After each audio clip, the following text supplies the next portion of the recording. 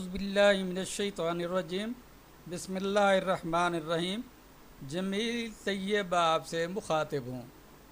आज का मेरा टॉपिक कैलकुलेशन ऑफ पेंशन है, जो सिर्फ टैप्टा एम्प्लॉइज़ के हवाले से है।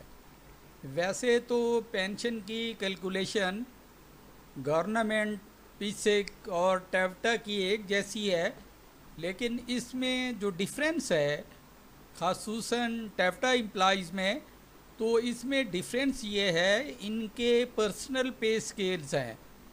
तो इस पर्सनल पे स्केल्स की वजह से जहाँ पे पेंशन की कैलकुलेशन की जाती है, वहाँ पर बेसिक की जगह पर इनके जो पर्सनल पे स्केल्स हैं वो आएंगे, ना कि वो जो नेशनल पे स्केल्स हैं। तो चंद दोस्तों का इसरार था कि इस पर भी एक वीडियो बनाई जाए, तो इस हवाले से गुजारिश है कि ये वीडियो आपकी खिदमत में हाज़िर है। तो ये मैं इसका आगाज़ करने लगा हूँ। तो ये पहले इसका मैं आपको ये तारफ़ करा दूँ कि ये जो इनके पे स्केल्स हैं, ये लास्ट टाइम जो चल रहे हैं ये 2022 के चल रहे हैं। ये अपने इनकी मिनिमम इंक्रीमेंट तो सेम ही है, मैक्सिमम चेंज है और स्टेजेस भी वही हैं। तो इसमें हर स्केल के हवाले से अलग अलग सी इनकी बेसिक है। तो जिस वक्त हम पेंशन को कैलकुलेट करेंगे तो गवर्नमेंट की बेसिक डालने की बजाय हम पेंशन कैलकुलेशन में इनकी जो बेसिक है पे है, जो जिस एम्प्लॉइज़ की पेंशन बनने जा रही है, उसका ये पे स्केल लिखा जाएगा। तो आगे चलते हैं।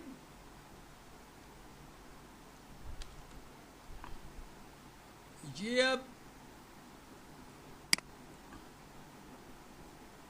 ये मैंने कैलकुलेशन शीट के हवाले से ये बनाया है।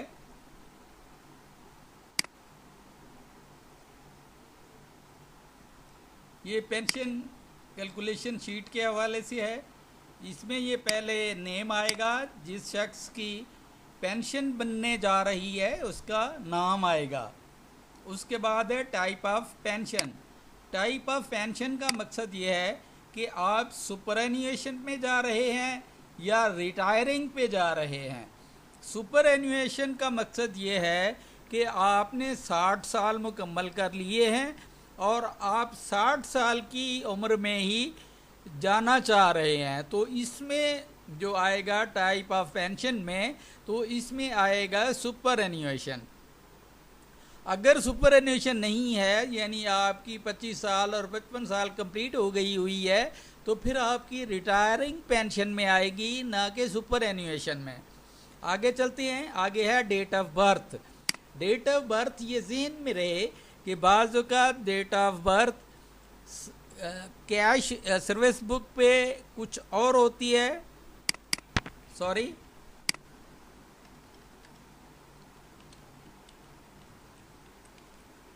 सर्विस बुक पे कुछ और होती है, लेकिन शनाख्ती कार्ड पे कुछ और होती है, हमारी मैट्रिकुलेशन सर्टिफिकेट पे कुछ और होती है।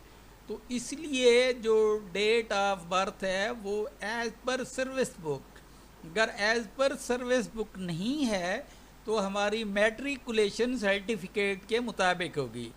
आगे डेट ऑफ ज्वाइनिंग है, जो आपने गवर्नमेंट की डेट को ज्वाइन किया है वो आपकी डेट ऑफ ज्वाइनिंग है। आगे प्लेस ऑफ पोस्टिंग है, इस वक्त जहाँ से आप रिटायर हो रहे हैं, तो आप कहाँ से रिटायर हो रहे हैं अपनी प्लेस ऑफ पोस्टिंग लिखेंगे, फिर अपना पीएस लिखेंगे कि कौन सा आपका स्केल है, फिर आपकी डेट आ जाएगी। अगर कोई प्रमोशन या अपग्रेडेशन है तो वो डेट आ जाएगी, फिर आपकी डेट ऑफ रिटायरमेंट आ जाएगी।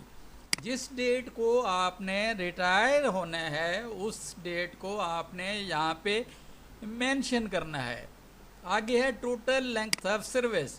क्योंकि पेंशन का ताल्लुक लेंथ ऑफ सर्विस से है, तो इसलिए लेंथ ऑफ सर्विस का अहम किरदार है पेंशन के हवाले से। तो इसमें लेंथ ऑफ सर्विस में आपकी टोटल जो नंबर ऑफ डेज हैं या नंबर ऑफ मंथ्स हैं, ईयर्स हैं, वो आप डालेंगे।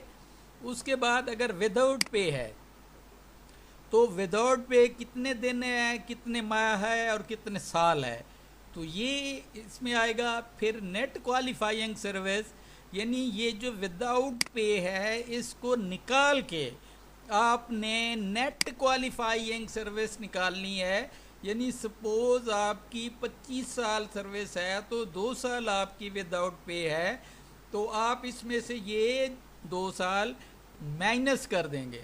आगे चलते हैं। ये बड़ा एक अहम पॉइंट है, ये अक्सर हजरात को बहुत कम पता होता है कि ये लास्ट पे सिर्फ यहाँ पे मेंशन कर दी जाती है, हालांकि यहाँ पे लास्ट पे नहीं है, ये एवरेज अमाउंट्स हैं। इसमें स्पेशल पे भी आएगी, इसमें पर्सनल पे भी आएगी, क्वालिफिकेशन पे भी आएगी, ओवरसीज़ पे भी आएगी।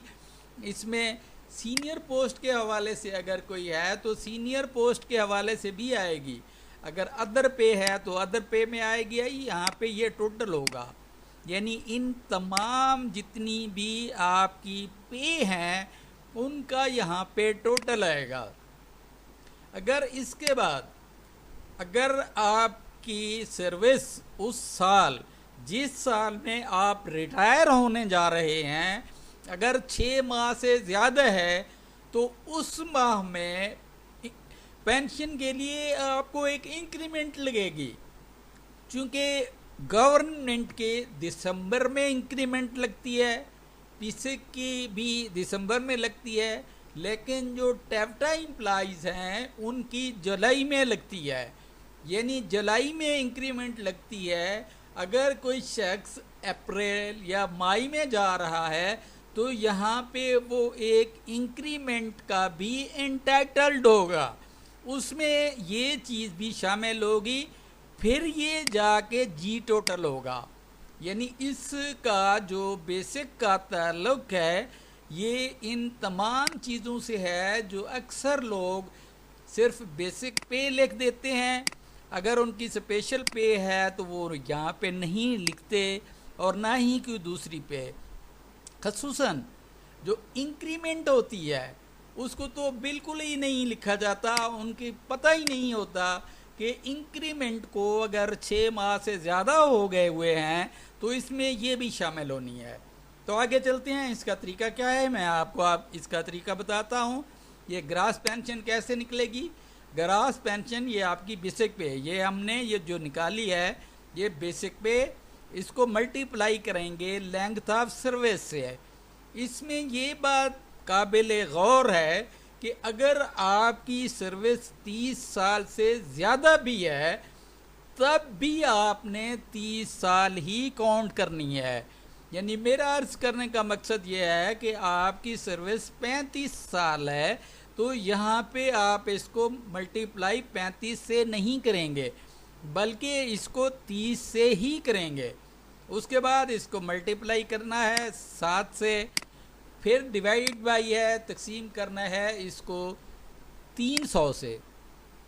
तो ये आपकी ग्रास पेंशन आ जाएगी यहाँ पे। फिर आगे चलते हैं। आगे 2 चीज़ें होती हैं, एक होती है कम्यूट अमाउंट जो 35 है, जो इस वक्त चल रही है। इस वक्त के जो हालात हैं मैं उसके मुताबिक अर्ज़ नहीं कर रहा, मैं जो पिछले रूल्स हैं उनके हवाले से गुजारिश कर रहा हूँ कि ये 35 है, जो 35 है इसमें ग्रास पेंशन, जो ये पेंशन है ग्रास पेंशन को हम मल्टीप्लाई करेंगे 35 से, क्योंकि ये 35 कम्यूटेड अमाउंट है। फिर इसको माइनस हम डिवाइडेड बाई 100 करेंगे, तो इसके बाद हमारे पास जो अमाउंट आ जाएगी वो 35 कम्यूटेड अमाउंट आ जाएगी। फिर है 65, फिर वही ग्रास, ये अमाउंट है, ये ग्रास अमाउंट है। इसको मल्टीप्लाई करेंगे 65 डिवाइडेड बाई 100, यानी परसेंटेज है, इसको परसेंटेज ही है, ये 35% है, ये 65% है। तो इस तरीके से ये जो अमाउंट आ जाएगी ये 65 वाली यहाँ पे ये अमाउंट आ जाएगी। इसी तरीके से आगे चलते हैं। ये है नेक्स्ट डेट ऑफ बर्थ।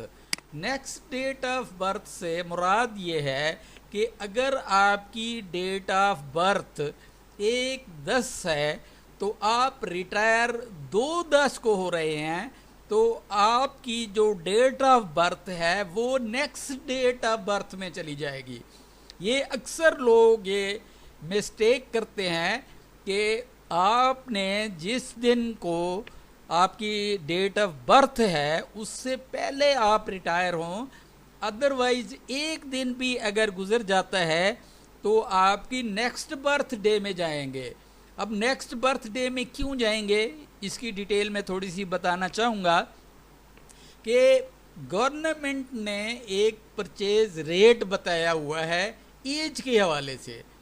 ये जो हमारी पेंशन है ये एज बेनिफिट है।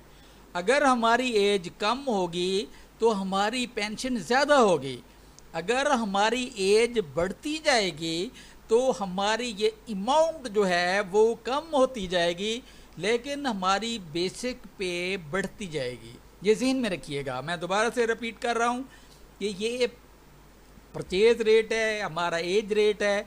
अगर एज हमारी ज़्यादा होगी तो पेंशन हमारी जो कम्यूटेशन है कम होगी, मंथली ज़्यादा होगी।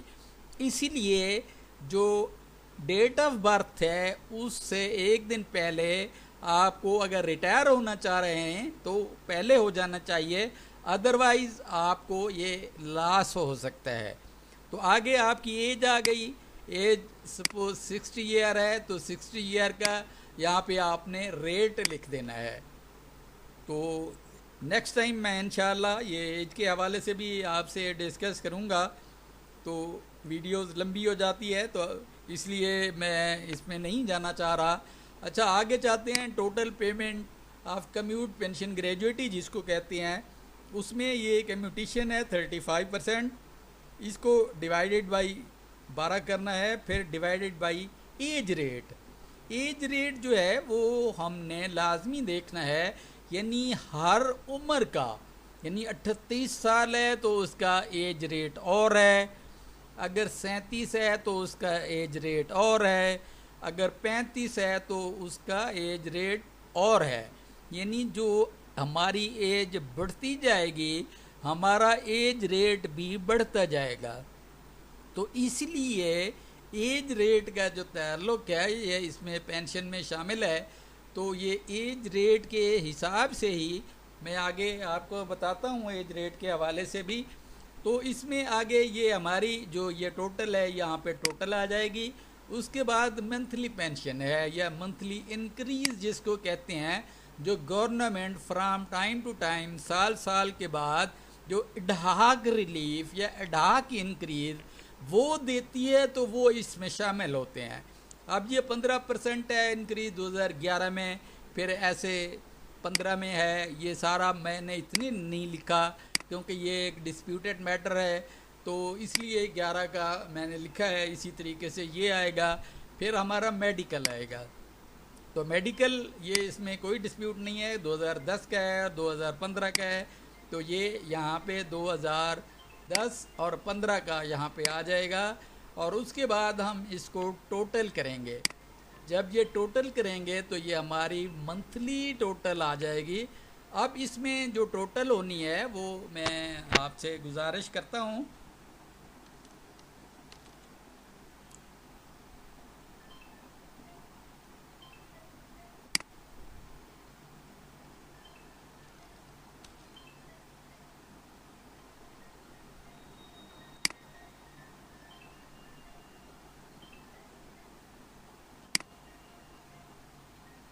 ये स्लाइड नहीं खुल रही।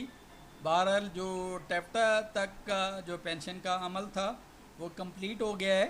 मैं सिर्फ आपको एक एग्ज़ाम्पल दिखाना चाह रहा था कि जो एग्ज़ाम्पल मैंने बनाई है वो मैं चाह रहा था कि आपको एग्ज़ाम्पल मैं दिखाऊं।